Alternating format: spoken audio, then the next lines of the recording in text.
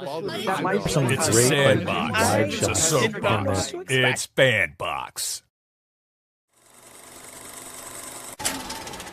Welcome to the Reel Study with your hosts, Mr. Snippets. Because I do think the movie is good. I think the lighting is struggles. I think the cinematography is okay. Black Girl Marvel. Follow us on everything because we will find you. All the movie things. So many young filmmakers and indie filmmakers took it and just went with it, and it became this thing. Janine DeBean. So that's what the story is, and then the film goes about answering that question for you. And me, the Reel Study movie voice guy. I don't know if it's good or not, but I'm going to watch it. I'm going to try it. Produced by Iena. Let's go to the poster wall. Hello and welcome to the Reel Study. I am Mr. Snippets, and with me, as always, I've got Black Girl Marvel and Janine DeBean. Know all the movie things this evening, but that is okay. He will be back with us soon. We are going to do 2 more films for Black History Month this week. We are doing B.A.P.S and The Sixth Man, and we'll get into those here in a minute. Next month, we are going to be doing an all women's month, all directors mostly, with the exception of one weird movie that Eric has to throw in there because Snippets likes to be weird.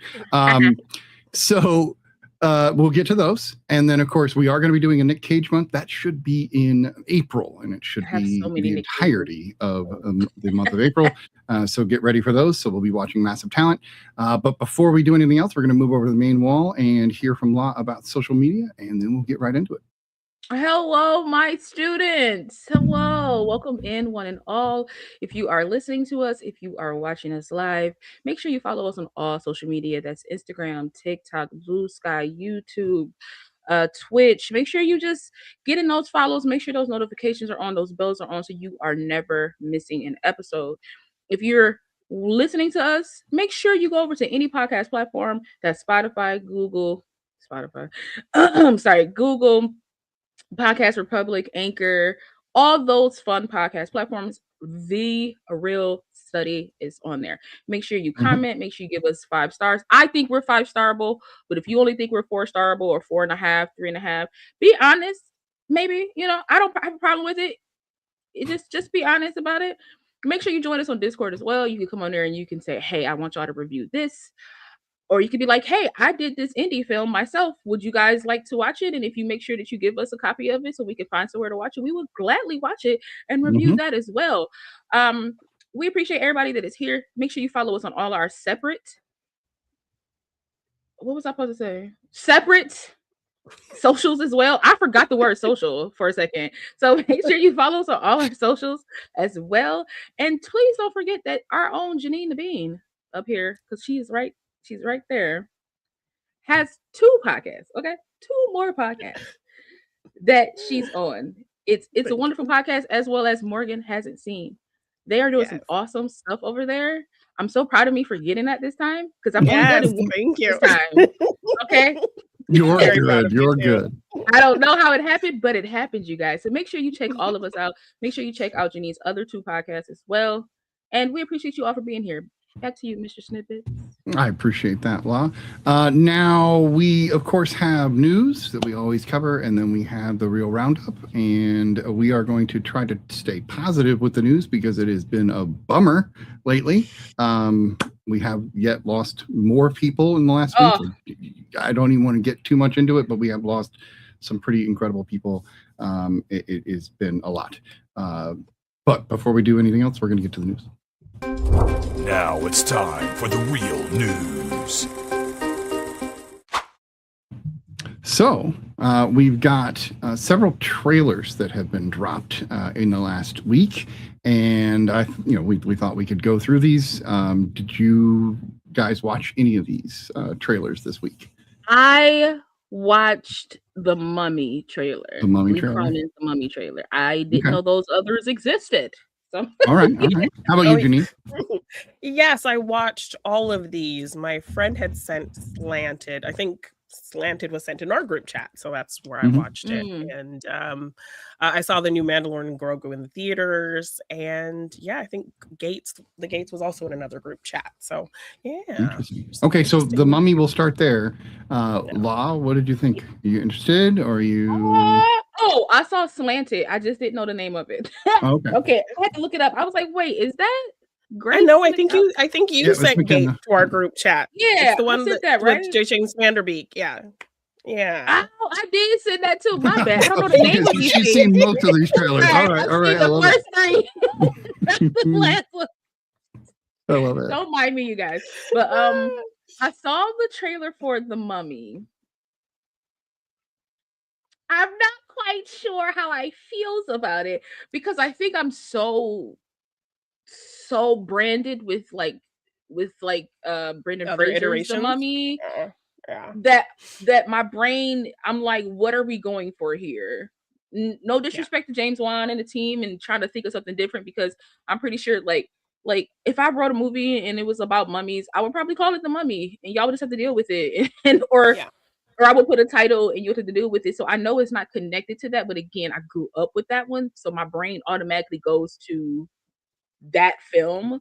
So or connecting it to even like the original film or that kind of concept at least. Right.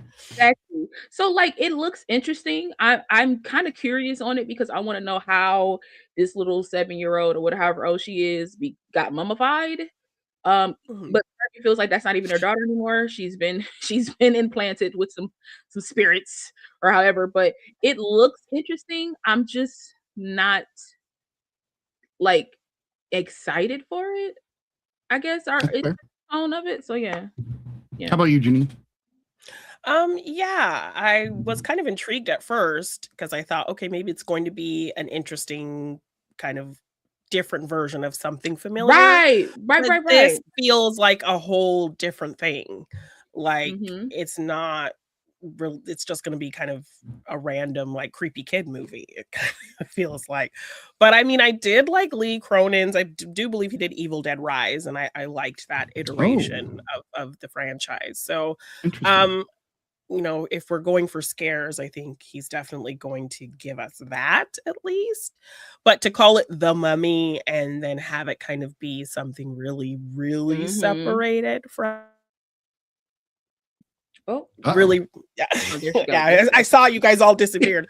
Have it be something really, really separated from kind of what we're familiar with. I'm not sure how I feel about it now that we kind of have seen a little bit more. So I'm kind of on the fence right now. It's kind of giving like the Charm reboot vibes, like you taking the name for the hype of it. Right, and then just doing something else. And it's just kind of like doing something similar but different at the same time. It's just, It's definitely about a dead person. Like that's absolutely there's a mummy involved. There is a mummy involved, but what how you feel it's like Bubba Hotep has a mummy involved, but like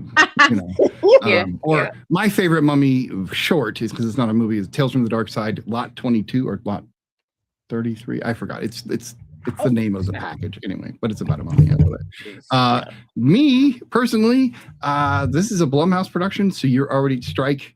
It's a James Wan production. Strike. You said who was Lee Cronin? You said Cronin. And they did Evil Dead Rise. Yeah, strike. So like I loved Evil Dead Rise. That was so good. But I get what you're saying. Least favorite one ever made.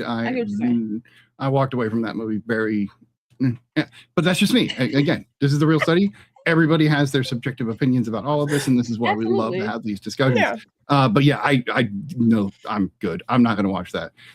It would have to take everyone on the panel and my wife going, that was amazing for me to pick it up. I can never not laugh at that.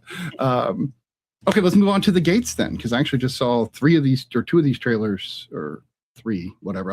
Me and La are just on the same wavelength today. I saw 3 of these trailers today, and I saw Slanted like a week ago or something like that. So let's just go with the Gates. Janine, did you have expectations for the Gates? This one looks really interesting. Like, this movie kind of came out of nowhere, and the fact that it's a film of James Vanderbeek's is also interesting, and him kind of leaning into a villainous role is kind of cool. Also, the premise just feeling very much like, I love when a horror film or a thriller film, makes the horror and the thriller kind of through the lens of reality, and kind of just elevates it a little bit. So the fact that, like, 3 Black men kind of finding themselves in this affluent white neighborhood and then witness something they're not supposed to see, and kind of what terror can come out of that, I think is really interesting and kind of in a relatable, scary way. So I'm into it. I'm really interested in this one. Yeah, I like it. Wow.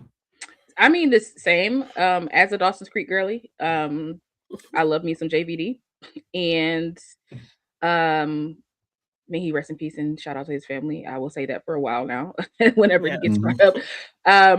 But yeah, I'm excited to see it. Like, I'm excited to see 3 new faces, even though they're not that new, but like 3 new faces.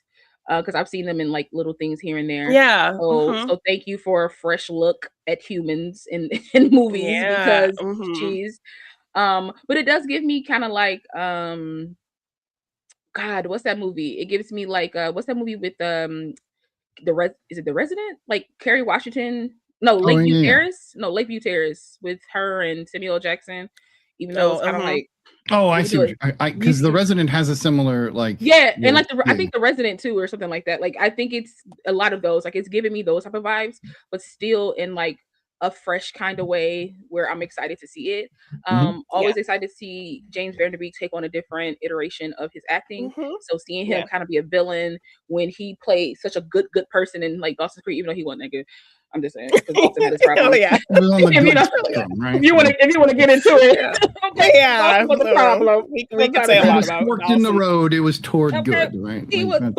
But typically he's a good man. Like at the end of the day, Dawson was a good man. So to see James Van Der Beek kind of play against that, it was like religious kind of villain as well, right? I love the cultiness of this. Yeah, right. There's like a cult factor, and it seems like he's the leader. So it's like he has. Or at least the pit bull, like he's at least their muscle that goes out something and like that. This, right? So yeah, I'm excited to see what you think, Snitty. I'm thinking it feels like Very Bad Things meets The Village, as weird as that might sound, because it's like they walk into a place that is kind of cut off to the world and that does their own thing, but then it's like Very Bad Things where they witness something terrible and more terrible things continue to happen to them as they go through. And so I like that they've kind of taken from different premises. Yeah. And then if you throw a racial element on top of that as well. 100%. Yeah. Right. So yeah, you can add all these things together and make something wonderful. If done well, this will be fantastic. But there's still that potential where like if the pacing is weird or they just kind of like the end, I think will be really important on this one. If it's not in, I just hope they don't lose the plot. Sometimes movies like this can lose the plot, and you're kind of like, so where's we going? Okay, you guys are trying to go like Lost, the TV show, where you're just like, okay, we get it. You're a weird show. Like we understand. Get to it. Right. Can you answer some more questions than you're creating, please? So yeah, I 100% feel the same way. Slanted is a very interesting looking trailer. We're talking about an Asian filmmaker making a film about an Asian girl who does not feel like she belongs and decides to make herself white, and she becomes McKenna Grace overnight. What do you guys think? I mean, had this not been made by an Asian person, I probably would have felt kind of a little more weird about it. But I think it's incredibly interesting, especially coming from an Asian person who's probably maybe felt this or, grown up in white spaces, because I was a Black person who grew up in white spaces. So I maybe had those kinds of feelings of like how to assimilate and that kind of stuff. So had it been directed by like a white person, I probably would have been like, I don't know if you're the right person to tell this story. But considering it's somebody who maybe had these feelings, I could be a bit intrigued about this. For sure. Wow. Well, for me, I would have liked if it was possibly like filmed in a different way. So I feel like I think the premise is a smart one, because I grew up in like predominantly Black spaces, but I went to school with a lot of white kids. And like, but then as I got older in my adult years, I hung around way more white people than I did Black people for a while. And thoughts can seep in, and when you see like how they get treated as opposed to when you get treated, like, so these thoughts can seep in. And I can't even think about like an Asian American that comes from one place and it comes to America, then like have to like essentially kind of like assimilate to a new surrounding or things like that. So like I thought the premise of this is very, very interesting. Yeah. And this has nothing to do with, I believe her name is Grace McKenna or McKenna Grace. McKenna Grace.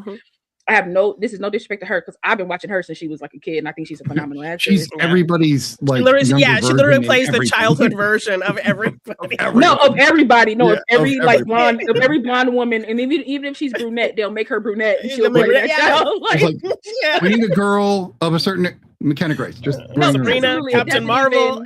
Listen, they're gonna do Zendaya's biopic, and McKenna Grace is gonna be like her. It's just gonna be. They're gonna make it work. They're gonna make it work.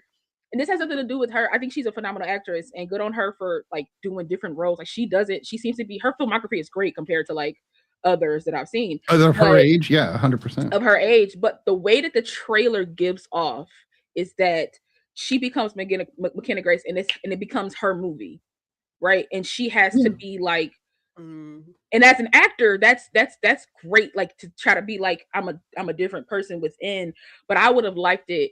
And maybe it is like this, and I got to watch the film, but from the trailer, it doesn't seem like, I would have liked it if the outside world saw McKenna Grace, but we saw the Asian girl. So film it in such a way to where we and maybe they do, like you said, it's possible. Like maybe they do. I don't know. Maybe when we see her in the mirror, right? We see the first actress, right? So like, I totally hear. Like how they did like Hot Tub Time Machine. Like we saw them as who they were, but then when they're in the mirror or something, like they're a younger version. Give us something that tells us that she still sees herself. Right. And so like it would have still gave McKenna Grace her flowers, because you would transition to people like seeing her way, but then like maybe if we're looking at a different way, we would see like the Asian woman, because I would have liked to see what this like woman's acting is, because like it feels like we only get a chunk of it, and then she's gone until possibly the end if she gets to transform back, or however the story like goes. Right. So I would have liked a little something like that. I'm still going to see it because I find like it's very interesting social commentary, and like I think it should be seen, but I wish they would have just did a little bit more trickery to make it so that this white girl, Asian actress, no disrespect, is still getting her flowers. Right, it's still getting her flowers. We can see her acting as a little bit more, as opposed to just seeing McKenna Grace's, because now it feels like it's not going to be that girl's movie anymore. Right. It's not her movie anymore. And it feels like you're trying to make a statement, but then you kind of erase the statement by having this young white girl be the lead of the film. Yeah. I think it will depend on how long we're gonna see both actresses in the film, because if it's like a 13 going on 30 kind of situation, and like all of a sudden we're with Jennifer Garner the whole time, and being McKenna Grace in this case, that's definitely what you're talking about would land very differently than what they're. And I'm just kind of like, but especially with the premise and like what the social commentary is, I would have loved to have seen this Asian actress kind of like now maybe she looks just like McKenna Grace's character. Hair is done differently, makeup and everything is done differently. So we see what she looks like, but she has this mask over type of thing. Like I just, it could have been a little more. Or do the opposite of what we were saying. So she looks in the mirror and sees McKenna Grace, but then we get to see her as herself the whole time. Yeah, no, like that. Like either one for me would work.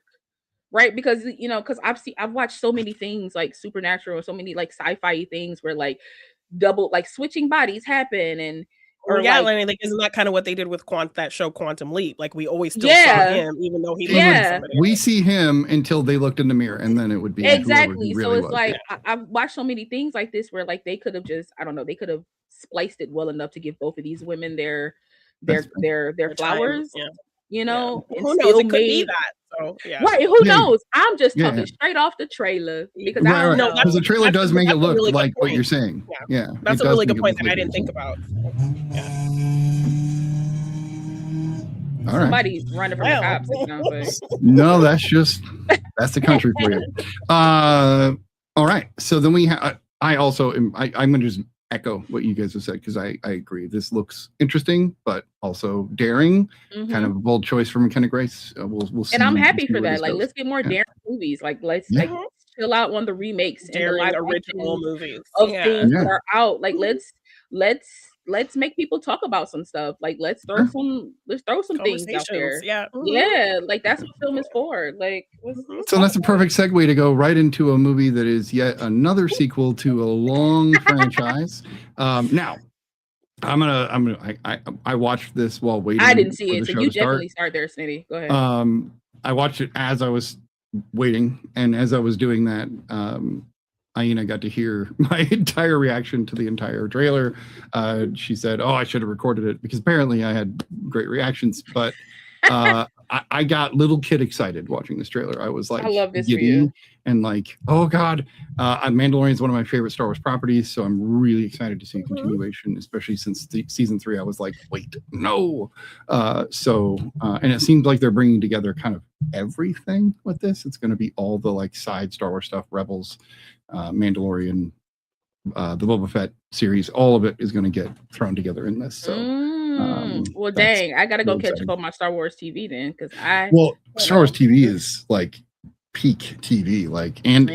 I've enjoyed alone. everything. I've literally enjoyed everything that I've seen of Star Wars, and Okay. I'm like, I still consider myself like a casual Star Wars fan. Like, I don't think I really got into Star Wars until The Force Awakens, because I was like, this is cool that they're like going back to all this stuff. I need to go back and watch all that stuff again. But and see, so that's why I love the new revisited. trilogy. God, Yeah. it That's what made opens me the doors Star to the Wars other fan. stuff.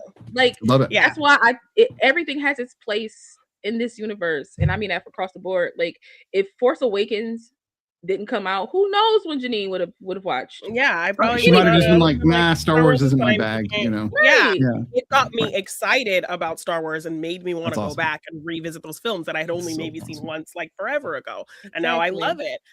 And I've just seen people kind of complaining about this trailer, that it looks dumb, you know, that the seasons after the first of The Mandalorian suck and all that kind of thing. What are I they personally talking about? I loved that first season. While I don't think the other seasons were as strong as that first season made me fall in love with these characters, and so I want to see whatever they're going to do. Yeah, you I could had have the them same- sipping tea, Yeah. and I'll watch. Yes, because I love them. I love. But you know these it's gonna be an characters, and interesting I tea, want to though. see I'm them. just saying. Yes, will and be, Star yeah. Wars fans are cuckoo crazy. So Well, there's two camps of Star Wars fans, right? There's the okay, what's wrong with you, buddy? Crowd that we kind of just go. Yeah. And they're like the Snyderverse versions of Star Wars fans, and then there's us regular Star Wars fans. Yeah, that like, flip and I out agree with about you. things and just enjoy Yes, what we did. the Exactly. childlike wonder of this Right. it just looked so fun, and Oh, you yeah. know, people are saying it looks like it's a kids movie, but like It is. It is a kids movie. That's the whole point of Star Wars. They were always for children. Lucas literally got kind of upset and turned to Spielberg after he made it. He was like, "Man, I don't know. I tried to make this like epic thing, and I made a kids movie." And Spielberg's like, "Yeah, it's so what? Like, Yeah, run with no, it, I'm dude." excited. See, to that's see the them. issue with I love growing these up with characters. something.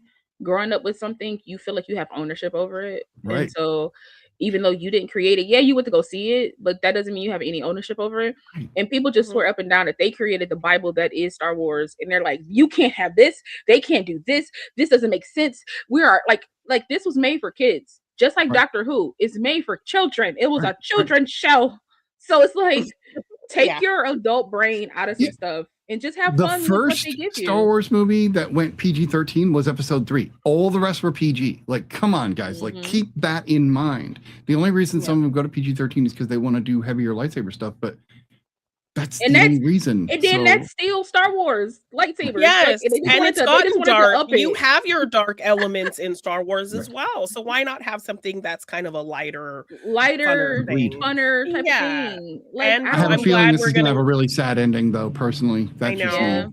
And it looks like So, we're getting yeah. quite a bit of Pedro face, so I'm happy about that too. So. I love He Pedro. doesn't- You'll never I hear me love talk shit Pedro, about Pedro. but he doesn't I- like that. He don't I like don't want his because face the uncovered. Mandalorian Yeah. don't take I it don't want off. his face Like, uncovered. I know he's Exactly. gonna say Although- that. But Watch the show. I'm not. Just watch the show. Yes. Yeah. I think they do it when it's necessary, and I think when they do Right. it, it does. It's just nice to be reminded that it's not just some guy and like his voice. And I No, I for like- sure. No, Pedro's doing it all. Like he kicks ass. He's done really well. I even enjoyed the Boba Fett show, which a lot of people didn't, and I was Me just like, why not? Like it ended up being Yes, really people- fun and good, I'm not- and there was yeah. it was like a street level thing, which you don't get in Star Wars much, Yeah. which is really cool. And then people didn't like, they don't have any faith in Boba Fett, so that's why they turned it into like Mandalorian like 2.0 halfway through the season. no, So that was part of the. Yeah, It totally made sense. Boba Fett came out of But Mandalorian. people complained about that too. But yes, I'm one Because of the it's rare always ones as complaint. well that like enjoyed. Where's Mandalorian armor? What are people talking about? Like they're literally connected. Like I digress. We need to move on to the Reel Roundup. I love to see or no, I'm Smitty sorry, like we have this. more news. It's We've so we've good. spent a lot of time on this, so let's move on to the next news segment. We'll kind of get through these. Kiki Palmer did a great honor for Angela Bassett at the American Black Film Festival, which was really great. Of course, if you don't know, which I hope you do, Kiki Palmer had worked with Angela way back doing Akilah and the Bee, where I think they played mother and daughter. I believe that was correct. And so, of course, Kiki has had a storied career of her own and is like looking back to Angela's career. Beautiful thing. Any thoughts? Angela with that split. Angela better show them thighs. Oh my gosh, and those arms too. Yeah, Where's baby, Brian? Where's Brian? The arms Exactly, are out. No, Brian would have lost his Right? mind at this one. Yeah. Oh, yeah, she's showing guns for sure. Angela Bassett deserves all the flowers. She deserves all the awards. And I know a lot of people are like, awards shouldn't matter. I don't believe awards do matter. I think the work matters. But it's okay to say this person was great in this and give them an award, right? A Lifetime Achievement Award, especially, like exactly that's when you've shown like you put in the work, right? She deserves it. She's done TV, she's done movies, I think she's been behind the scenes or stuff, executive producing. Like she executive produced 911, like and she's been on that show for like I commend her for doing that crazy show. This show, baby. Like the Grey's Anatomy of firehouses, like of being a cop and stuff like that. It's like, crazy. But I love it. You said Grey's Anatomy. I love that she's doing something like that. No, it's not. It's really good. I'm saying Grey's Anatomy. No, you said Grey's Anatomy and made me think of Eric Dane immediately. Oh, like, Eric sorry. Dane passed from ALS this Absolutely. week as well. Like we can't avoid. But it has those kooky, like crazy storylines and things that happen. But it's still very grounded in it. So, like, I think Angela Bassett is most deserved. I don't know. Marley, our friend Marley, always sends me random clips from they don't look like. I think she went to space because he had joked about like that like months before. Like they're probably gonna go to space like Fast and Furious, and then he sent me a clip of her of them going to space. Yes. Wow. So I don't know how grounded it is, but I appreciate that. I don't think her doing something like in that space. I just don't think that's not a thing, right? 911 in space. I don't. They had to like build a rocket. I think it was a one episode thing, but that was, and that's when you like. You're like, it's like season 9. They had to. So it had jumped the shark. They was thinking of stuff. Yeah, they was thinking of stuff. If you go to space, your show or movie has jumped the shark. I'm sorry, that's just like a rule. Like, but but to me, it depends on why you went to space. That's fair. That's fair. Right? No, in Hellraiser, I'm sorry. No, because like Fast and the Furious, when Jason went to space. There was no reason. Should have gone to space. I'm glad he did. There's no reason in Fast and Furious for them to go to space. Like that was just absurd. You didn't watch 9. They had to go. It was part of the plot. There was no getting around it. I watched that. It's still absurd. It's still absurd that they went to space in a car. There's a beater. That's a junker. Like that windows should have been crashed. If anybody's gonna do it, it's going to be those two guys. Like, no, absolutely. Fast and Furious 3. I'm not going to knock it. I'm going to just say that, like, depending on the context of why they go into space, I can believe it a little bit. We are going to have and Angela will make us believe it. Right? She will. Let's just circle back to the conversation. Right? Next news segment. I have to gain... Oh, hello. I guess Snitty's alone on this one. Snitty's Corner. I'm the news now. Welcome to the Real Study News. Snitty's Corner. Right? It's just where I complain about everything. Oh, yeah. See, okay. So Eric Dane did pass this week. We also lost Robert Duvall and we lost Reverend Jesse Jackson. Man. What the hell, man? 2026. Please. Chill. Slow your roll. Like, pump the brakes. Be done this year, please. Jesse Robert Duvall, 95, so a long life lived. You know, absolutely. 20 extra years. You can't really all 20 extra blessings. 20 extra years of blessings. But still, Eric Dane was one of the people that I think has thrown people off the most because he was diagnosed with ALS a year ago. Yeah, and then it progressed very fast. Though. Well, and ALS does. Right, ALS does. The fact people think of Stephen Hawking when they think of ALS, but he was a really, really rare example of somebody who managed to survive it until 72, which is really, right, really, really rare. right. So yeah, Man, heartbreaking, but we're gonna shout out try to to keep it some positive. shout out to each and every one of their families. Reverend Jesse Jackson is a pillar in the Black community and just in the community, period. Like he championed in for the all. protest community, in the civil rights community, like there's so many places that he's touched over the years. So yeah. All right. There is still positive news in the world, though. And Kiki Palmer. We got Kristen Bell joining Sonic the Hedgehog 4. I didn't even know they were on 4 already. That's wild. I know. I don't think I watched the third one. I think I've only seen the first 2. You need to. Keanu's in it. He's amazing. So wait, what? I saw that. Yeah, he's in the third one. Keanu Reeves. He plays the second one. Shadow. Is Idris, and then the third one is Keanu. Keanu. Keanu plays Shadow in the third one. I didn't know that. See, I liked the first one. I thought Sonic the Hedgehog was actually really good. James Marsden is fantastic. They're all really good, though. Honestly, if I have to, if we ever watch a trilogy again, I would say let's start with Sonic because I think it's fun. I think like it's one of those ones where like it has a good plot, but it's not overly complicated. But it's also not dulled down to the point where you're like, oh, this is for children. Like it's just fun to watch, and it's like heartfelt, and it's funny.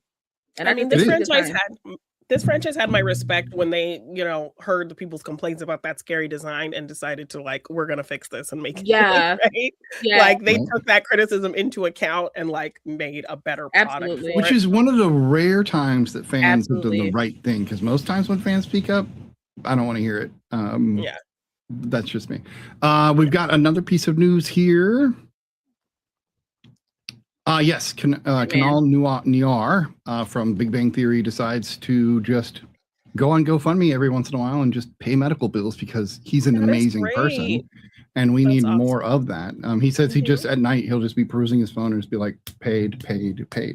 But he was paid $1 million an episode for Big Bang after like season, I think 5 or 6, like by the time they got big. So he's got I think by like season 4 or 5, or they were negotiating for quite a bit. They were negotiating for like 1 million, like they were getting like 1 million an episode, like higher than any TV show, which is $26 million a year, which is $26 million a year for how many? Like at least many years, So they even count what they get in residuals from when it's like, right. And then this is on TBS, this is on Netflix, like it's on everything. I'm certain he's still getting more money from it, but still. Absolutely. Thank you for being a rich person who does good things, because we need more of that. So thank you. But also, I want to know who found that out. Who found that out and decided, like, let me tell everybody? Who found did he say that? Was it him? No, I think the families like said it or something. Like one of the families spoke up that he paid off their debt for. So I love that though, because he probably like, I got so much money, man. Like I can help somebody lighten their load, and I think that's amazing. Yeah, 100%. All right, so this means we're going to move on to the Reel Roundup. La, you got to see Play Date this week. That is Kevin James and Alan Richardson. Thank you, Richardson. I believe he's pronounced. I was going to say the guy that really wanted to play Batman, and they said no, you're not going to play Batman, which is disrespectful. I can see him as Batman. So. Tell us what you thought of Play Date. Play Date is an Amazon Prime original. It is it stars like Kevin I don't want to say Kevin Smith, but anyway, it stars them 2 dudes that he said at the beginning, because I can't get their names out right now. But it's in the vein of like Central Intelligence in a way, where Alan Richardson's character is like a former Delta Force soldier who gets kind of like dishonorably discharged, and he saves this kid. And he runs into Kevin James's character and his son. And he's the stepdad of this kid. And it's like hijinks, and they get chased, and it's, explosions and bombs, but it's also like 2 men learning at the same time how to be a father. There's a bit of a twist with Alan Richardson's child, CJ, that I won't give away. I don't know. Are y'all going to see this? No, don't give it away. Don't give it away. We should avoid giveaways. Okay, I won't give it away, but it's like a bit of a twist when you find out about this kid, and it's an interesting, it's just a fun little film. Like it's one of those films where I feel like it's just an easy watch. It's just an easy watch. throw You it can just on. push play. It's really Okay. goofy. They have some cringy moments where I had to push pause a couple of times. I'm like, oh my God, I don't think I could sit through the embarrassment that's about to happen. Like one scene, I'll just say this one scene where Kevin James is talking to his son, and he's telling him, like, he plays lacrosse, and he's like, listen, you know those moments in movies where, you know, it's like a slow-mo, and like the hero is gonna like win big, and it's a slow-mo and it's going good. You're gonna have this moment. And his son's like, okay, you know, he's like getting him hype because they're passing the ball to him to make the winning shot. And they pass the ball to the son. He catches it, everybody's excited, and then he starts to move in slow-mo himself with the lacrosse ball, while everybody is like, what is he doing? And then he gets tackled. And I thought it was like one of the funniest things because he took it literally, and I just thought it was hilarious. So it's just like little corny things like that. It's very action packed because it's Alan Richardson. Like he's gonna be fighting people and stuff like that. So like if you want the action, there's explosions, there's action. Kevin James running. I will say there's some slight, because it's Prime, I'm gonna be like, but there's slight moments where like it's either like AI or CGI. I'm gonna go more so CGI. I'm not gonna go AI, where like they try to superimpose a face on another face and it just doesn't work out well sometimes. Okay. But overall, I thought it was fun. Go check it out. It's on Prime. It's only like an hour in like 40 or something like that, 45 or something. It's very we need light. more short movies. So yeah, it's very light. I was like, I think somebody in my house was watching this movie in the other room because I remember walking in and seeing some of this happening. So yeah. Mr. Devine likes to put these kinds of movies on. Mr. Devine is crazy. I love it so much. That's his name for an hour. Mr. Devine. I keep watching TV shows, which is really weird. I watched season 2 of Fallout, which is also on Prime. So I guess we're just talking about Prime stuff this week. This season, they actually go to New Vegas, which is actually one of the major games. And I've played the games. My wife is a huge fan of the games, so she was able to be like, "Oh, this is from that," and this is, you know, like she's like pointing it out to me. As far as seasons go, I was not as impressed with this one as I was season 1. Season 1 was fun, intriguing. It actually got me all involved. By this one, I was like, you're showing a bunch of characters I don't give a crap about, and you're making the B story much more important than you are the A story, and I need more of the ghoul, and they didn't give me as much as I would have liked. But still some intriguing moments, still some good acting. I think weirdly, the cinematography on this show is probably some of the worst I've ever seen in a TV show, because there are moments where I'm like, you have the lighting, you have the actors, you have the sets, and yet you're putting your actors right in front of shit that just looks like a mess behind them, and you can tell it was somebody that's not spent a lot of time using a camera, where you know, even me right here, this is a mess, and it should not look like this in a film. It's one thing for a podcaster, but in a movie you should have something clean right here and then put something here in the frame or something along those lines. Yeah. And this show missed that mark constantly, like all the time. Which I was really thrown off by. I was like, they're really using the rule of thirds, you know, like putting like me here, but like other than that, I don't know. I was really disappointed. Yeah. But you know, maybe they'll get it better in season 3. So yeah, check it out. But has season 3 been confirmed? Yeah, it's already confirmed. I think they confirmed seasons 2 and 3 right away. And you know, just like any show, we hope there's a season 3 because they left it wide open. So, but yeah, but we actually have 2 movies we're going to review. We did get a late start here, so we do want to try to pump through this because we started talking about trailers for a long time. So the very first movie we're going to get into is B.A.P.S, or Black American Princesses, which stars Halle Berry and directed by Robert Townsend. If you don't know who Robert Townsend is, I am ashamed of you because you should know who Meteor Man is. I'm just saying. So just watched that yesterday. Well, I know there's some trivia coming. What do you got for us, Jenny? Yes. So Halle Berry, in the midst of her divorce from David Justice during the filming of this film, said helped her deal with the depression that she was dealing with during her divorce. This was the first leading role for Halle Berry in a comedy. And also the first leading role for Natalie Desselle-Reid. Rest in peace. Actress Troy Byer, who's the lawyer, she actually wrote the film. Yeah. Oh, really? But was disappointed by the film's final product. Yeah. After the film, Halle Berry asked Martin Landau to do a narration on a bio for her. He loved Halle and thought that she was a great gal. Troy Beyer was initially upset with director Robert Townsend about the film's portrayal of her characters as being too outlandish, which he had said was due to the addition of them being from Georgia, but eventually appreciated the arc the characters were given by the end of the film. And this film was on Roger Ebert's most hated list. Of course it was. Yes.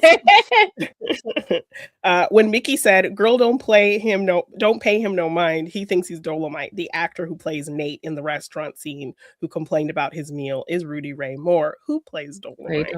Right, that's awesome. Yeah. And a lot of it is just kind of repeats of Troy Beyer's kind of issues with the script. Although she did say that this was kind of based on her life, because she grew up kind of in the inner city, and then she's actually the goddaughter of Quincy Jones. So when she kind of lived with him for a while in his mansions and things, it was like this weird kind of cultural kind of like the bidet scene out of water. Like Yes. The term B.A.P.S, Black American Princesses, originally from Quincy Jones, who was a godfather to screenwriter Troy Beyer. When she was growing up, she lived with her family, lived with the family for a period. And he would jokingly call the group of kids running around his home Rugrats or B.A.P.S. That's cute. Yeah. All right. I have never seen this one before this week. Had either of you seen this one before this week? Billions of times. Okay. I was quoting I've it. seen it I always only like to one check, time 'cause you don't before know, this. right? Yes. Oh, I've only okay, seen this okay. one time before this. Yeah.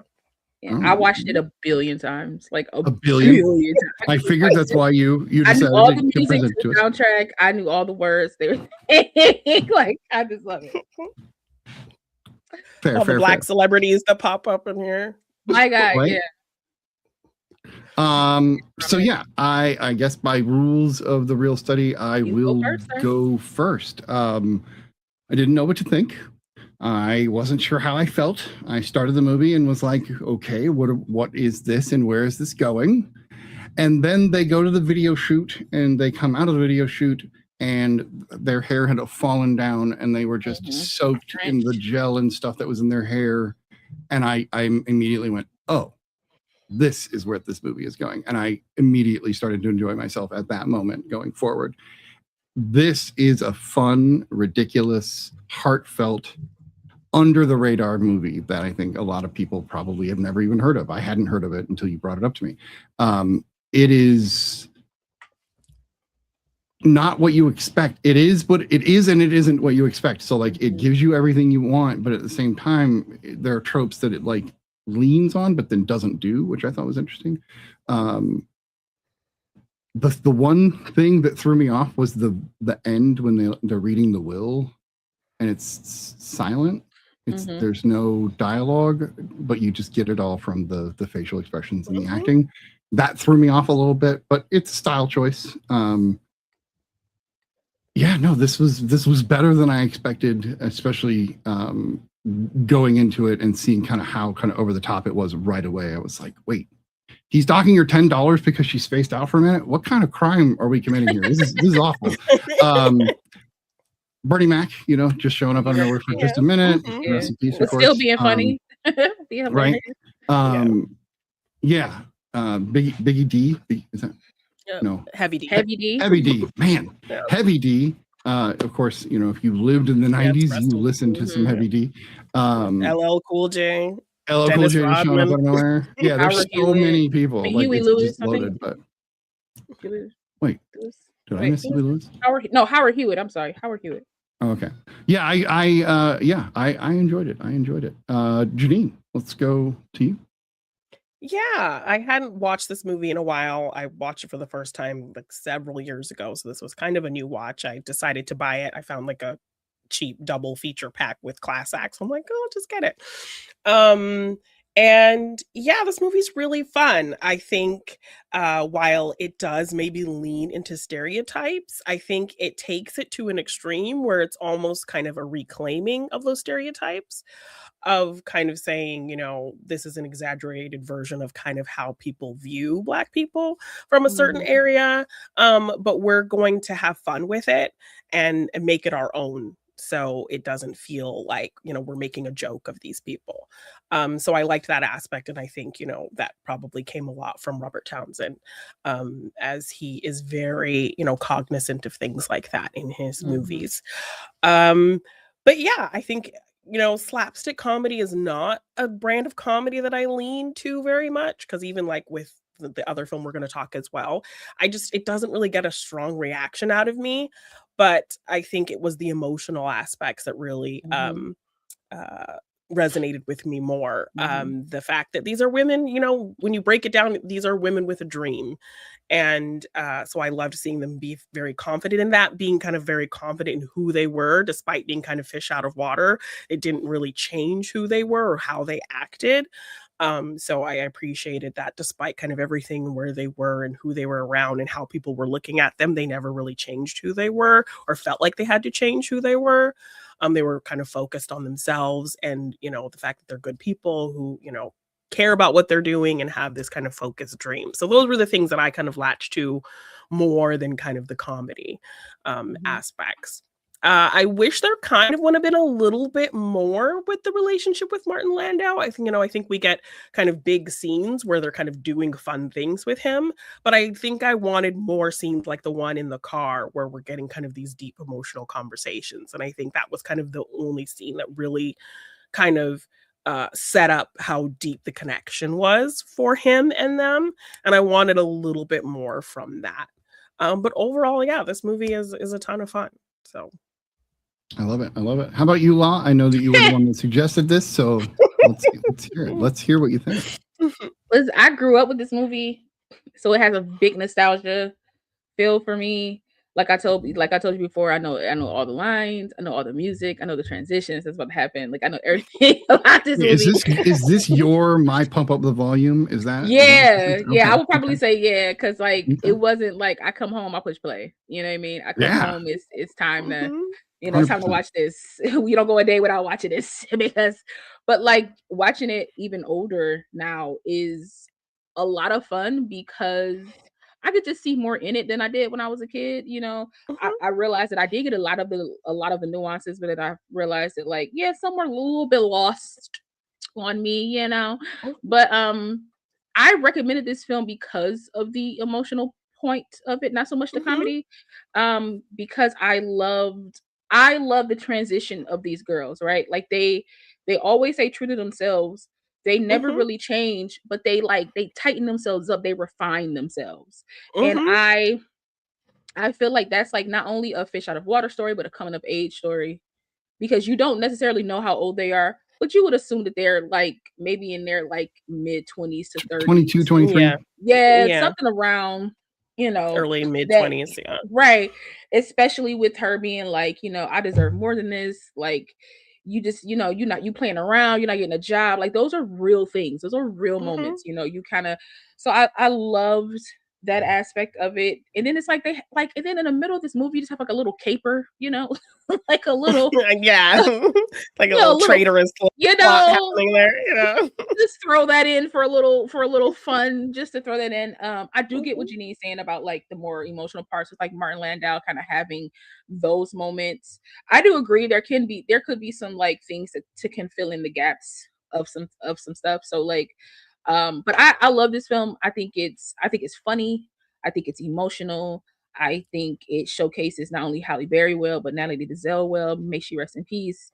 I don't know. I think at the end of the day, being a good person wins overall. And at the end of the day, these women were good people. Was just looking for some type of help or support. They might have went into it for the wrong reasons, but they came out of it in the very right reasons. And so I love to see that growth in characters. And they get rewarded for it as well. They did, right, because it's like he knew, because like when you realize that he knew the entire time. Yeah. that she wasn't even remotely related to Lily.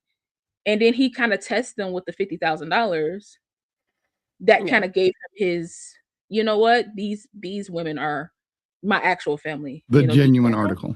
Genuine article type.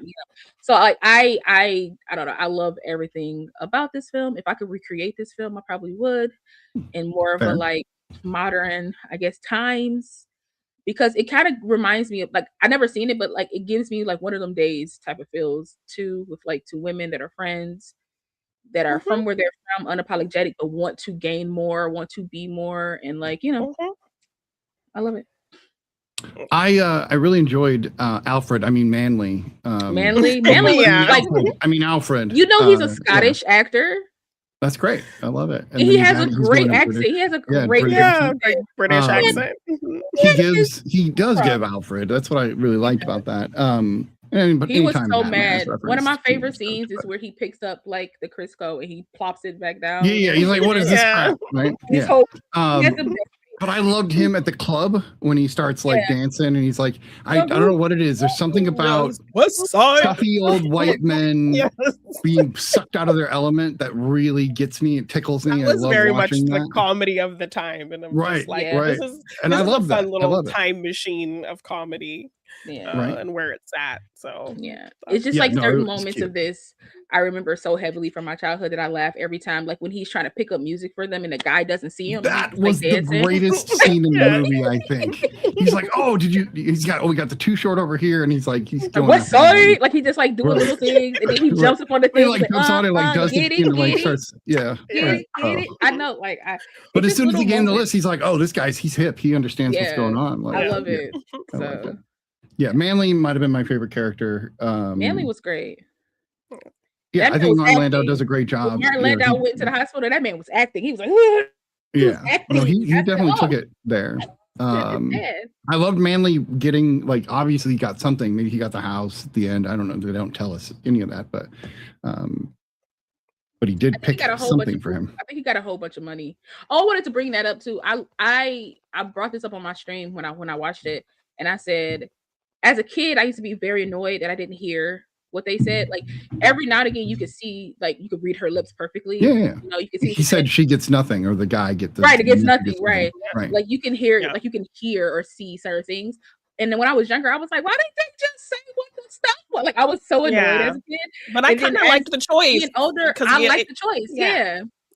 Because it kind of shows like it doesn't matter. Yeah, it doesn't matter. Yeah. And they weren't expecting it. So right. You could tell by and we don't need to know how much they actually got. You can tell by, need to know. Right. The reaction by Manley's face that it's more than he made when he was there. And all the other workers are like cheering him on, kissing him on the cheek, like happy for him. Yeah. Like, hey, make sure you keep me on and pay me better. You know. No, for sure. And I love that they brought Manley with them when they opened up their salon restaurant. Paid your cab, luxury cab service. Like, listen, I said they thought about Uber and Lyft before any. I said Robert Townsend or Troy Byer. Did y'all think about Lyft and Uber before anybody else did? Like, no. I was like, interesting. I was like, this film was ahead of its time. Right. Yeah, good film. I like it. Any other thoughts on B.A.P.S? Love the clothes. Love the clothes. The hair. I love the hair. The hair, just speaking to hair. Like 90s black hair culture, because like, I was in hair salons, and I would just sit and like as a little kid, I was like 14, 15 getting my hair done, so I would just look through all the magazines of these crazy hairstyles, and so definitely, especially with them being in Georgia, that fits very well in Georgia. Oh yeah, the nails. That's very that, like in the very beginning when she's like picking up food with the tongs, it looked like she was picking up food with her nails for a second, and then you like pull back and you see the tongs, you're like, oh, okay. And it's always been strange to me because I don't have nails of any kind, other than, well, just barely, but it's always been strange to me, people with really long nails. I always wonder, how do you function? How do you work through having nails of that length all the time, and just watching them hug each other and like almost avoid using the nail bed portion? It was interesting to me. Just not something I've ever, I have to step into somebody else's shoes to fathom that. My best friend she doesn't have nails too much like that, like they curl over, because I know some people do like a lot, like very long, but that was very much like the 90s Georgia, like air show type of look. But she does have like long nails, and I've never been a fan of nails unless they're like growing out of my own hands. Right. So anytime I did put on like fake nails, it felt so weird. I had a hard time doing a lot of things. I just didn't know how to function. So I always salute those women because I don't. That's not where I live. That's what I'm saying. Like, I don't know how you do it. They do. Obviously, they figure it out, you know. I get nails, but I could never have nails like that. Right. No. Yeah, it would drive me nuts. But that also was a style at the time, right? At the time. That doesn't mean nobody wears that style now, because people still wear styles from the 70s. But it was heavy during that time. Right, now, that was like the height of it. Like pointed nails are a thing now, but that was like a bit of it. Like Right. back then. Aina brought up the scene where they're in bed and they hear the burglar downstairs and they both look up and stare at each other and they just nope. You ready? I'm ready. And they go downstairs. It's like Mike Tyson would hit him like this. Like, listen, I love that whole scene. But I feel bad for her because he duped her. And as a plus size woman, I know, like this handsome man, like yes, it hurts my spirit every time I watch it. For sure, absolutely, I hear you. Because like she thought somebody liked her, somebody, you know, she thought that she was actually like, you know, on somebody's radar and attractive, and this person was attracted to me, and he used her. And it's just that really messed me up. But I'm happy she beat him up. Should I have to tap that ass like Tyson? And then when he walks out, he's just like, he was like, so he was busted up bad. I said, just good moments. All right. Well, let's rate it, and then we can move on to the sixth man. I guess the rules are that I'm going to rate first. I did notice on IMDb it gets a 5, which I was like, that's just mean. I give this a 7. I think this is a solid watch. I did not expect it to be a solid watch, and then it was. So I think everybody should give this movie a try. That's just my opinion. What do you think, Janine? Yeah, I give this a 7.5. That's really fun. Nice. All right. La, it's a 10. No, it's not. No. I won't give it a 10. I won't give it a 10. Nostalgic me would probably give it a 10, but me, I'll give it a 9. Because I still there's still gonna be a bit of nostalgia in there, but it's still a good ride. And I think they don't miss the plot. They know what they are. They know what they're doing. It's a through line story. I love that you can tell that these women have changed not only by their clothes, but they don't have gold teeth by the end of the film. So they've just grown up a little bit, and I've always loved that even when I was a kid. So it gets a solid 9 out of me. All right. I love it. So good ratings across the board. We are going to move on to the next film, the final film of the evening, and this is The Sixth Man, starring Marlon Wayans, as well as Kadeem Hardison and David Paymer out of the blue as a coach, but we'll talk about that. Let's hear about the trivia first. Well, we can skip trivia because there was not a ton of interesting stuff. It was literally just kind of like interesting. Kadeem Hardison and Marlon Wayans were supposed to do this movie, but then they didn't. Then they were supposed to do. But then they did this movie instead. Okay. Yeah. So that was kind of it. So nothing too interesting. So this was my first time. My first time as well. Okay, we'll let Janine go first then. Tell us what you thought of The Sixth Man. So yeah, again, like physical comedy just doesn't really do much for me. Although I thought it was really funny when he kicked the painting guy into the water. That made me laugh out loud. I don't know why. That was like really funny to me. But I think again, this was a film where the emotional aspects and the really complex character relationships were way more interesting to me than the comedy aspects. Like I like that it, you know, his death kind of revealed this complicated relationship between these brothers, that he was finally kind of able to reveal that, no, we weren't like a team. I was kind of, you know, under you. I was, you know, less than you because you were the star. We weren't like on equal footing, you know, and so that kind of complication coming in, them having to deal with that. Also, Kadeem Hardison's character as a ghost, like getting this cocky kind of attitude of wanting to still kind of run the team and getting pissed when they don't want him there. And that aspect of the team really kind of feeling like, you know, what we're doing is wrong. This is cheating. We don't want to do this. And how he gets angry and that kind of complicated relationship with him and the team. Also kind of feeling like an unresolved thing that the team probably couldn't talk to him about when he was alive because of his attitude. Right. And so, you know, them now feeling like they're cheating with his involvement really kind of brings that to the surface for them to finally be able to be honest about that. So I liked that it brought up a lot of kind of complex dilemmas that these characters couldn't deal with before, now having to kind of step up and deal with it now. I think it gave more impact to all the sports scenes and kind of got you invested in where that was going to go. And Marlon Wayne's character kind of stepping up to be able to live up to the potential that he maybe never got the opportunity to. So yeah, all of the emotional stuff with the characters and kind of the difficult things that come to the surface and are having to be dealt with after the character's death was what got me really invested and was not what I expected from this movie. I expected it to be kind of like Ghost, but funny. Yeah. So I really loved that they really took the time to really delve into some complex kind of character relationship stuff. All right. I will say the only trivia I have from this film is that the director, who is Rhea Perlman's cousin, just a little tidbit there. I want to make sure I get this worded right because I found this out last night when I was reading this.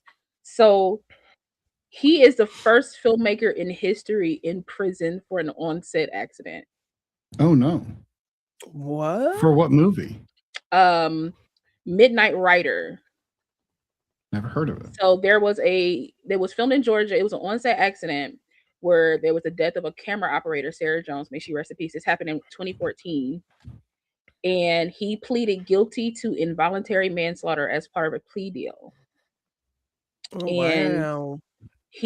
After he completed his prison sentence and his probation period, during this time, Georgia had a law that permits first-time offenders to expunge their record. So people probably wouldn't know unless it was like so. And I don't know if that rule is still alive. Made news now. or something. Yeah. Right. But this did happen in like 2015, like 2014 was when she passed away, and then 2015 is when he got convicted for involuntary manslaughter, and then whenever he got out after that, which I'm pretty sure is, if it's 2015, even if he did like 5 years, like that's 2020, that's very still now that they Right. Wow, that's cool. He used to work with Alan Rickman a lot, which is interesting. Yeah, he did Noble Son, and then he did Bottle Shock, which are two Alan Rickman movies. He did CBGB, so right. But yeah, that was like the only bit of things that I kind of like just happenstance came across when I was like looking at stuff. Right. So, yeah. But what about you, Sadie? What do you think of The Sixth Man?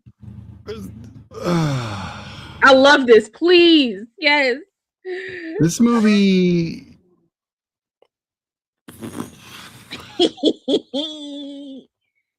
Painful is the word I would use to describe watching this movie. Painfully boring, maybe would be a good way to put it for me.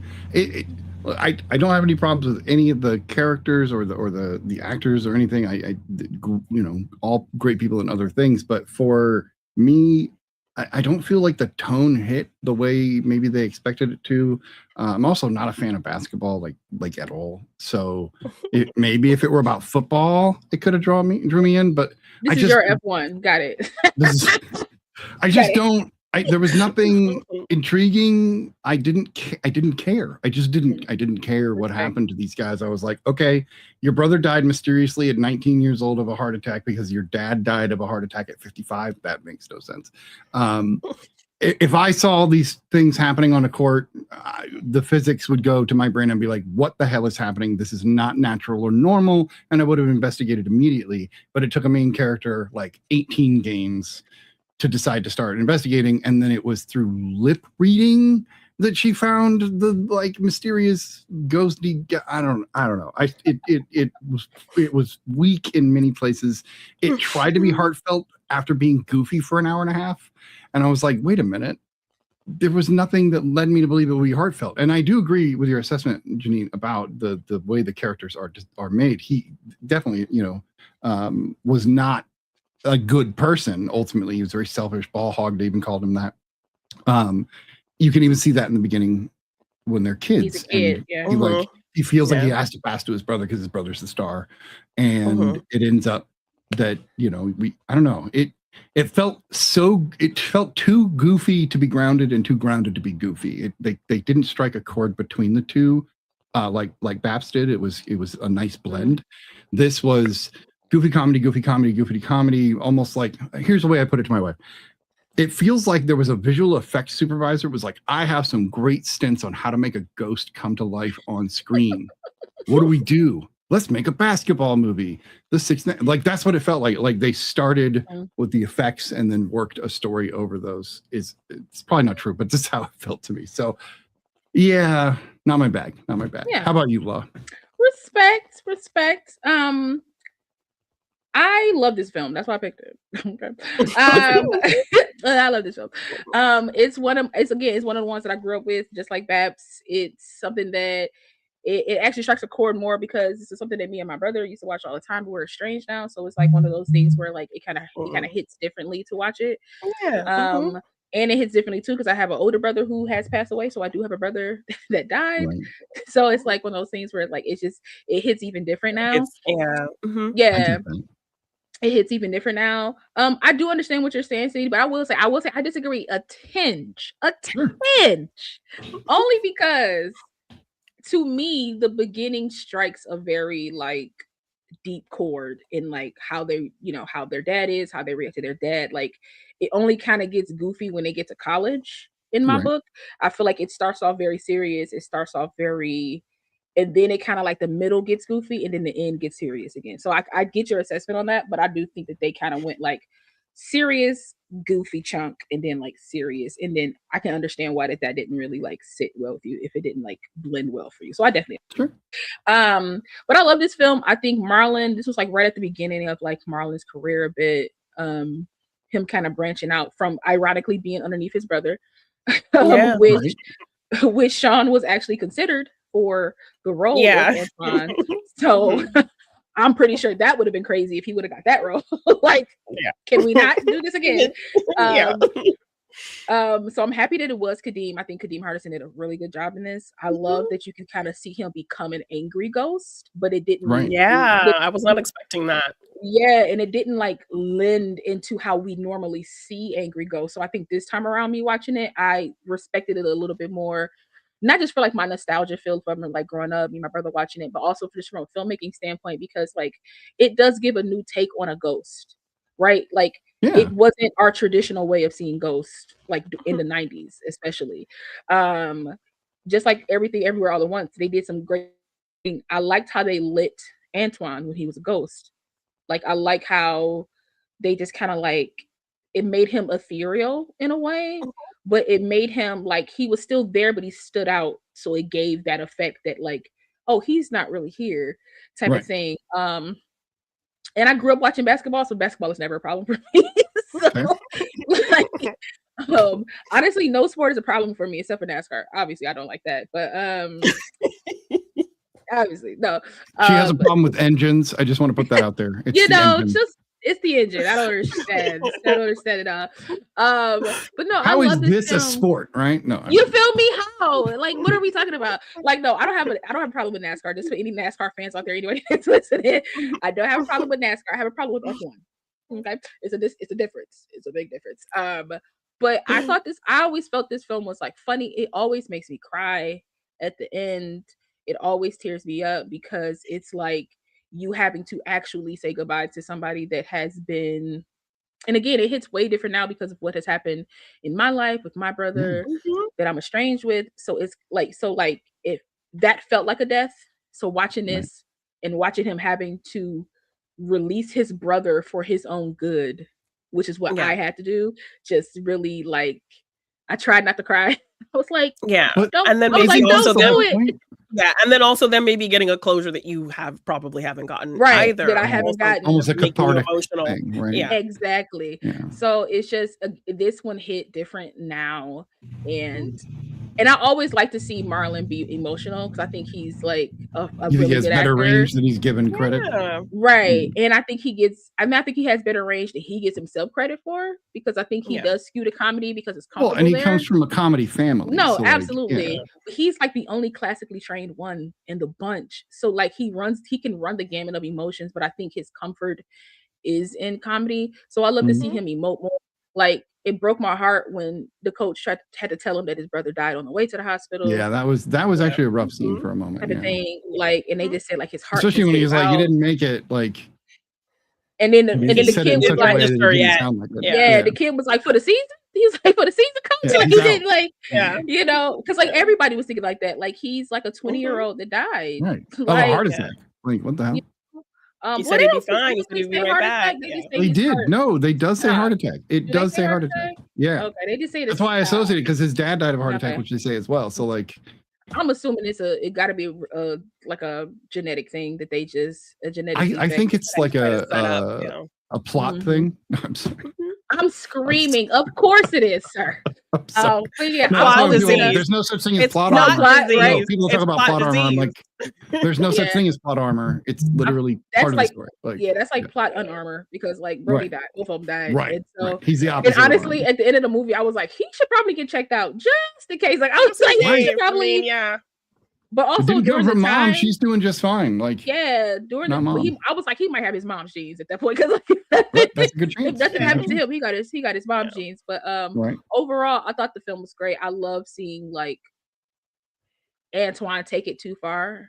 Unfortunately, Flex Washington had to get the brunt of that. Oh yeah. that Smash- scene. getting smashed. Smash into him the- against the thing. Yeah, It's like, and I that- like that it kind of took a dark turn in that way, that like Mhm. his ego, even as a ghost, is getting so big, and now he has this power on top of that. Up a I bit, like that yeah. it kind of took a little bit of this darker turn for him to realize, like, maybe I am going too far, kind of thing. So Yeah. I liked point. kind of how it Mhm. went there. I wasn't expecting that at all, because I expected Yeah. goofy. No, for goofy. sure. Like, So when yeah. when I got some interesting kind of plot things like that, I was really into it. Yeah. Interesting. And I like the fact that his relationship with RC wasn't something that was like overshadowing the overall story. It felt real. It felt like something that like, okay, somebody would pop up in my life during this time, but they don't focus on her like heavily, and they don't focus on them as a couple heavily. It's like chance meetings. Oh, I see you. I'm walking out of class. I Yeah. see I you. mean, we gotta throw this sneaky gimmick in there. I'm like, You know, for sure. Which honestly, she was a little dirty. Like, I like the fact that she wasn't like a squeaky clean type clean of character. cut. Like, Yeah. it took him to be like, she is selling her own mother, you know, down the river for a story, for her to be like, do I want to be this person And do this. Yeah. and do this She did or have it not? Right. Yeah. And she had a slight arc as well. So I felt like, you know, I enjoyed that a little bit more as like a real reviewer filmmaker now, you know, film on, you know, doing what I'm doing now.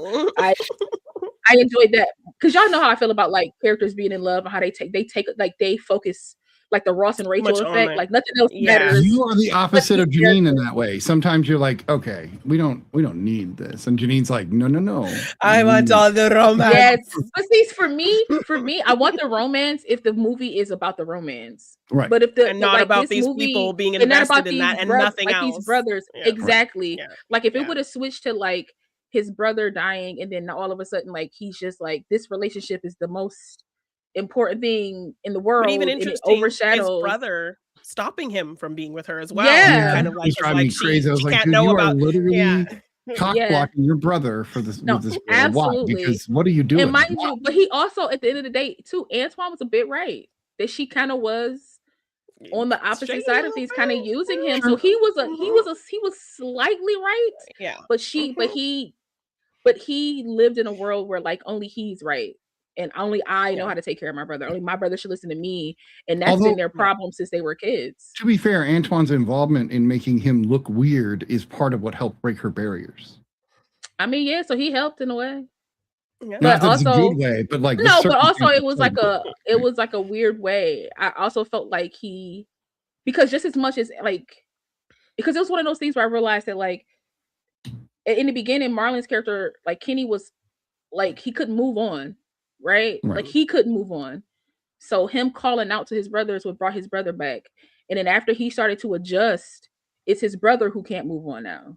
It's his brother that can't Yeah. leave now.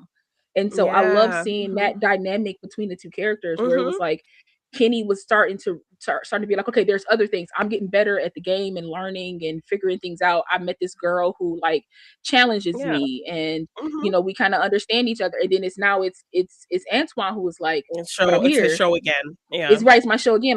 Like it's about me, without realizing that you've always made it about you. You never made it about your brother, Yeah. even though y'all partners. And that's why So I love that. his dad even mentioned that. Like, dude, you could have taken that shot. You need to take the shot. Right. And that's literally the whole concept of the entire film. Take the Yeah, shot. take the shot of all shots. You'll never hit or miss the shot you never take, right? Like, yeah, 60% of the time it works every time. So. All right. Well, any other thoughts on The Sixth Man? No. I like David Paymer. I miss him as an actor. I think he's a little short to be playing a basketball coach, but that's my, he could have been a point guard. Muggsy Bogues was short. He's like 5. Muggsy Bogues was short. Muggsy Bogues was like 4'9" or something. I'm not saying it's impossible. It just it took me out. I was like, hey, that's the guy from City Slickers. What are you doing to me? Like, that's a little dude. But also, you don't have to be tall to be a coach. I'm just saying. I know, and you don't even have to be a player to be a coach. Not all players become coaches. Maybe one day we can watch Sunset Park because Rhea Perlman is a coach in that movie. If you ever seen Sunset Park, so Sunset Park. Janine, give us your rating.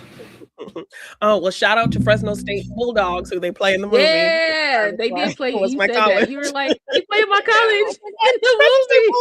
And it wasn't like a made up version of like Fresno State. It was like Fresno State Bulldogs, and I saw our logo and everything. So I was like, okay. A little shout out to Janine in the movie. Yeah, I also give this one 7.5. I don't think I was as entertained, but I think the emotional stuff was stronger. So Snitty about to be like 4. Oh, I was so close. I was so close.